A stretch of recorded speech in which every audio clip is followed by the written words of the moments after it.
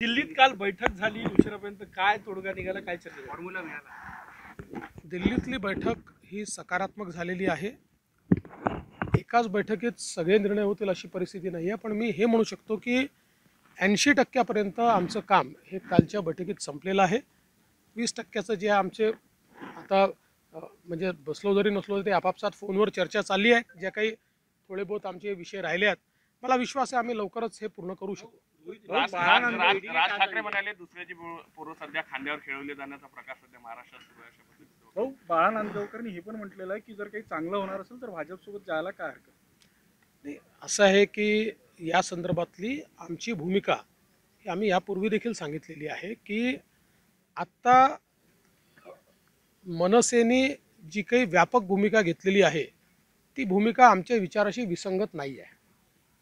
त्याच्यामुळे कसं आहे की आधी क्षेत्रीय अस्मिता जी आहे ती आम्हाला मान्यच आहे. महाराष्ट्रात राहून मराठी माणसाबद्दल बोलणं हे योग्यच आहे, ते केलंच पाहिजे. मराठी माणसाचे सगळे अधिकार प्रोटेक्ट केलेच पाहिजे, पण त्याचसोबत एक व्यापक भूमिका देखील असली पाहिजे. एक्सक्लुजनची भूमिका असू नये असं आमचं मत होतं.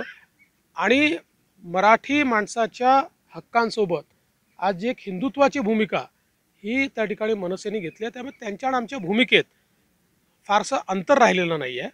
बाकी मग निवडणुकीत काय करायचं आहे वगैरे याच्यावरनं इन्फरन्सेस काढता येणार नाही. या गोष्टी चर्चेच्या असतात, तपशिलाच्या असतात, त्यामुळे योग्य वेळी योग्य निर्णय होऊ शकतात.